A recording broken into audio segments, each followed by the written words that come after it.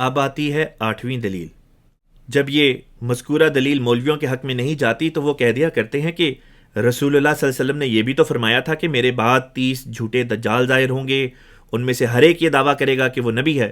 لہٰذا آپ حضرات کے نزدیک سیدنا احمد علیہ السلام نعوذ باللہ ان 30 جھوٹے مدعیان نبوت میں شامل ہیں۔ اس ضمن میں پہلی بات تو یہ ہے کہ اس حدیث اور اس کی مختلف روایات پر آپ کے اپنے علماء جرا کرتے آئے ہیں کہ اس کے فلاں فلاں راوی ثقہ نہیں، لہٰذا اس کو صحیح تسلیم نہیں کیا جا سکتا۔ چلیں بفرض محال تسلیم کر لیتے ہیں کہ یہ حدیث صحیح ہے۔ تب دوسری بات یہ بنتی ہے کہ صحیح مسلم کی شرح اکمال الاکمال میں جو ہم نے نہیں بلکہ آپ کے آباء و اجداد نے تصنیف فرمائی ہے، اس میں تحریر ہے کہ یہ 30 کی تعداد جو جھوٹے مدعیان نبوت کی بتائی گئی ہے کب کی پوری ہو چکی ہے، اور تاریخ کا مطالعہ کرنے والا اس حقیقت کو بخوبی سمجھ جائے گا۔ اس کتاب کے مصنف 828 ہجری میں وفات پا گئے تھے، یعنی بانی جماعت احمدیہ مرزا غلام احمد صاحب قادیانی علیہ الصلوۃ والسلام کی پیدائش سے 400 سال قبل۔ لیکن آپ احباب ہیں کہ آپ کی 30 کی گنتی پورا ہونے کا نام ہی نہیں لیتی۔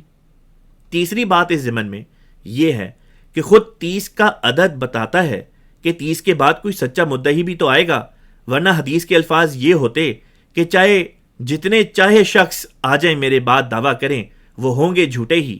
کیونکہ میں ہر لحاظ سے آخری نبی ہوں۔ 30 کا عدد بیان نہ کیا جاتا۔ یہ عدد بیان کرنا صاف ظاہر کرتا ہے کہ کم از کم ایک سچا بھی ہوگا جو اس 30 کے عدد کے بعد آئے گا۔ اسی کے زمانے کی طرف اشارہ کرتے ہوئے رسول اللہ صلی اللہ علیہ وسلم نے فرمایا تھا کہ اس کے اور میرے درمیان میں کوئی نبی نہیں ہوگا۔ گویا لا نبی بعدی میں بات کا مطلب بھی خود رسول اللہ صلی اللہ علیہ وسلم نے سمجھا دیا تھا کہ یہ بات قیامت تک کے لیے نہیں بلکہ ایک مخصوص عرصے تک کے لیے ہے۔ اگر آپ یہ کہیں گے کہ اس سے مراد تو عیسیٰ علیہ السلام ہے، وہ آئیں گے، تو اس کا جواب میں پہلے ہی دے آیا ہوں کہ وہ تو قرآن و حدیث کی روح سے وفات پا چکے ہیں، لہٰذا جو مسیح اس امت کے لیے آئے گا اسی امت کا ایک فرد ہوگا، نہ کہ کوئی